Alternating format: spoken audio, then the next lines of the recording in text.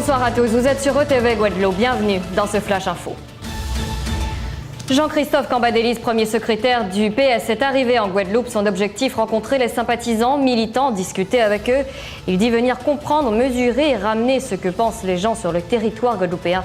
Je vous propose d'écouter un extrait de l'interview qu'il a réalisé dans Questions sans détour avec Christophe Langlois. Le chômage existe, il est moins important qu'en métropole. Il y a eu beaucoup de progrès qui ont été faits dans ce domaine, mais je comprends parfaitement que les gens estiment que ce n'est pas suffisant puisqu'ils voient le chômage autour d'eux, mais il faut qu'ils sachent que dans les chiffres, tant du point de vue de la création d'entreprises que du point de vue du nombre de chômeurs, on est meilleur ici qu'en métropole. Ouais. Il faudra faire quoi dorénavant? L'axe de campagne pour l'outre-mer, il va être sur quoi? Il va reposer sur quoi? Alors moi, la proposition que j'ai faite, c'est que ce soit la fédération et puis tous les alliés de celle-ci qui travaillent à un projet. Et non pas au Parti socialiste qui impose son projet. De façon que ce soit les Guadeloupéens et les Guadeloupéennes qui présentent le projet au candidat socialiste ou au candidat qui sera désigné à la primaire, qui l'intègre dans son discours et que ce soit donc soutenu par les gens sur place. Ouais. La préfecture annonce que la pêche aux oursins blancs est ouverte du 15 décembre 2016 au 15 janvier 2017. Une pêche exclusivement réservée aux marins pêcheurs professionnels. Ils doivent tout de même détenir une autorisation annuelle de pêche délivrée par la direction de la mer, dont le renouvellement est soumis à déclaration de capture et respecter la minimale de capture de 10 cm. On vous en parlait dans nos éditions précédentes. La saison des croisières a débuté. Louis Molinier, l'actuel président du comité de tourisme des îles de Guadeloupe, veut accroître le marché de la croisière de notre destination. Et cela même en basse saison, un souhait qui pourra certainement se concrétiser. Avec la compagnie MSC, elle espère franchir la barre des 17 000 passagers sur le marché antillais. La compagnie mise sur les qualités du MSC Poesia qui est arrivé hier à Pointe-à-Pitre. La 13e édition de Jarry en Fête a débuté il y a un peu plus d'une semaine. L'un des temps forts de l'événement, c'était ce week-end avec Weekend Art, où les artisans ont pu s'exprimer et mettre en valeur leur savoir-faire. Mario Moradel et Jérôme Génin se sont rendus sur place. Reportage.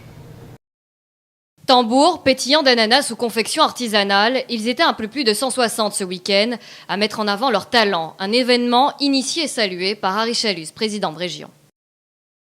La Chambre des métiers vient de changer de conseil d'administration.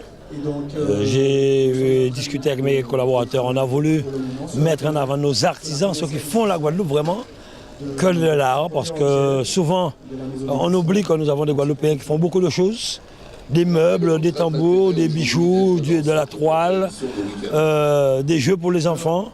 Donc j'ai voulu que pendant deux jours, ces artisans soient à l'honneur sur ce parc d'activités, pour que les Guadeloupéens puissent venir voir, acheter, et ça permet en même temps aux artisans de vendre. Et c'est un lancement pour nous pour pouvoir penser après un bâtiment pour les installer, pour qu'ils puissent vendre en permanence, pour que la population puisse y aller. Cette année, la première édition de Weekend Art se déroule avec un nouveau président de la Chambre des métiers et de l'artisanat, Franck Darius-Lasserre, qui prévoit d'accompagner les artisans quotidiennement. Déjà, les priorités, c'est de faire savoir aux artisans ce dont ils ont droit. Ils ont un certain nombre d'accompagnements dont ils ne profitent pas. Donc aujourd'hui, nous devons aller au-devant des artisans, leur expliquer tout simplement à travers une plaquette, vous avez droit à tel accompagnement, déjà ça. Les accompagner aussi dans leur déclaration du RSI, parce qu'aujourd'hui, nous savons que c'est une grosse plaie chez certains artisans, puisque la taxation d'office et les poursuites qui s'enchaînent, après c'est les exécutions, les mises en demeure, voilà, tout un tas de difficultés qui rendent la vie de l'artisan très compliquée. Donc maintenant, nous sommes dans cet accompagnement, nous faisons du quotidien avec les artisans. Un espace spécifique, mais surtout une vitrine locale indispensable pour nos artisans, selon le parrain de l'événement. C'est très important parce que nous, les artisans, nous souffrons énormément de communication. Et ce qui est fondamental dans ce genre de rencontre, c'est la réunion des artisans. Et pour ne rien vous cacher, je suis très fier et je suis très surpris de voir qu'on a un très grand potentiel en Guadeloupe et que justement, c'est à travers ce genre de manifestation qu'on va nous découvrir encore plus. Voilà. Au total, plusieurs centaines de personnes se sont rendues à Weekend Art.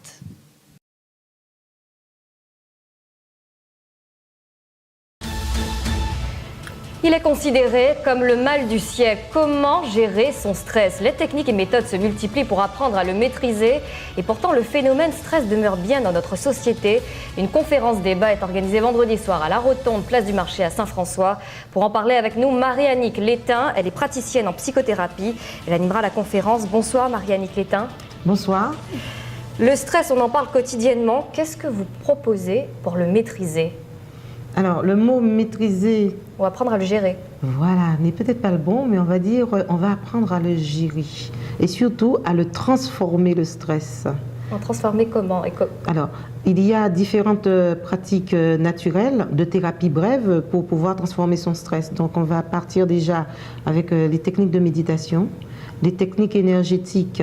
Il existe des massages, il existe des techniques énergétiques de position des mains sur le corps. Donc personnellement, je pratique le Reiki qui est une pratique de méditation relaxative où pendant 45 minutes on pose les mains sur le consultant, de la tête aux pieds, et à ce moment-là il y a une transformation énergétique parce que nous transformons l'énergie qui devient beaucoup plus fluide. Voilà. Ça, c'est pour les techniques qui nécessitent, je dirais, quelqu'un, et en tout cas un professionnel, un praticien. Mais est-ce qu'il y a des techniques qu'on peut appliquer personnellement? Personnellement, le Reiki, c'est-à-dire il y a des formations qui existent où tout simplement vous venez en formation et vous apprenez ces techniques de méditation et de relaxation méditative qui vous permet justement d'apprendre à poser les mains sur vous de manière, on va dire, organisée, c'est-à-dire on ne pose pas n'importe comment, il y a une visualisation et une méditation qui est faite en même temps et cela vous permet de vous décontracturer énergétiquement vous-même. Reiki, massage, est-ce que ce sont des messages qui sont, je dirais bien, en tout cas, comment ils sont reçus chez nous, en tout cas en Guadeloupe, est-ce qu'ils sont bien reçus? Est-ce que les gens arrivent à intégrer ces méthodes pour ne pas stresser? J'ai été surprise lors de notre première conférence aux Abîmes la semaine dernière parce qu'effectivement, les personnes sont informées. Et ma collègue Marie-Hélène Jacobi-Coali et moi-même, nous nous organisons pour faire une série de conférences localement sur la Guadeloupe. Bastère nous a déjà sollicité d'ailleurs pour pouvoir justement promotionner ces pratiques, pour pouvoir, on va dire, les vulgariser, parce qu'il y a des techniques qui sont totalement naturelles, qui permettent de gérer et de transformer son stress, et je pense qu'il faudrait probablement que la population se les approprie. Est-ce que le stress aujourd'hui, c'est inévitable? Bonne question, très bonne question. Est-ce que le stress est inévitable? Je pourrais dire... Est-ce que parfois, c'est pas un moteur, par exemple? Est-ce qu'il ne propulse pas? Est-ce qu'il ne nous emmène pas justement à... Ça ne devient pas un moteur pour nous amener à bien faire ou nous surpasser? Le stress est un moteur. Cependant, il devient néfaste quand il est chronique. Parce qu'en fait, sans le stress, vous savez, quand la voiture elle klaxonne derrière vous, bien que coup de klaxon ne veut pas dire colère, mais quand vous avez une voiture derrière vous qui vous klaxonne, souvent c'est vous pour vous faire réagir. Et heureusement qu'il y a ce stress ponctuel qui vous permet de réagir à un danger. Donc le stress, il est important.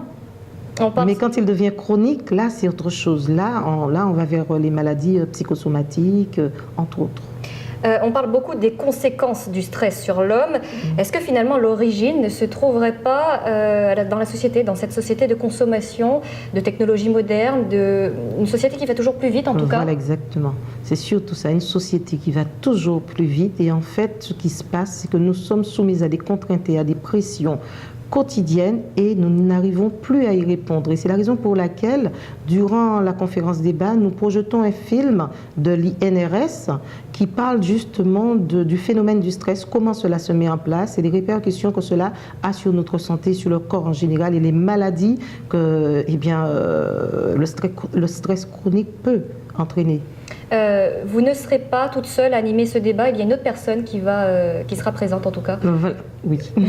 Madame Marie-Hélène Jacobi-Coali, qui est donc docteur en sciences de l'éducation, spécialiste de l'échec scolaire et qui est elle-même praticienne certifiée en Theta Healing. Qu'est-ce que c'est? C'est un mot assez, je dirais... Alors, c'est une pratique énergétique qui permet de travailler sur les croyances. Voilà, parce que souvent, notre stress, nous sommes stressés parce que nous avons aussi des croyances limitantes.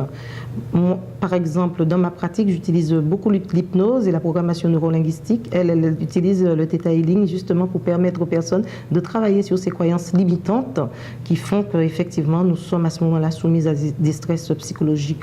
On peut prendre par exemple le cas d'un harcèlement. Une personne au travail qui est harcelée, qui n'arrive pas à sortir de ce harcèlement, tout simplement, c'est à cause quelquefois de son éducation, entre autres. Arrêter de stresser, c'est possible définitivement, selon vous? Non, puisqu'on a besoin du stress pour pouvoir fonctionner.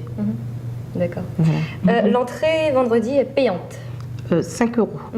Et donc, comment ça va se passer? Je veux dire, comment cette soirée, en tout cas, va se... Alors, c'est à la rotonde. Si vous le permettez, je remercierai le maire de Saint-François puisque c'était notre première conférence qui nous a loué cet espace pour un prix vraiment modique.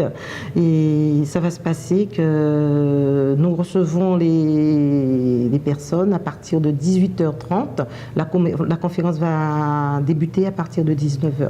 Très bien. Merci beaucoup, Marie-Annick Létain, d'avoir répondu à nos questions. Je vous remercie aussi. Voilà, c'est la fin de cette édition. Merci de nous avoir suivis et passez une très belle soirée avec les programmes de TV.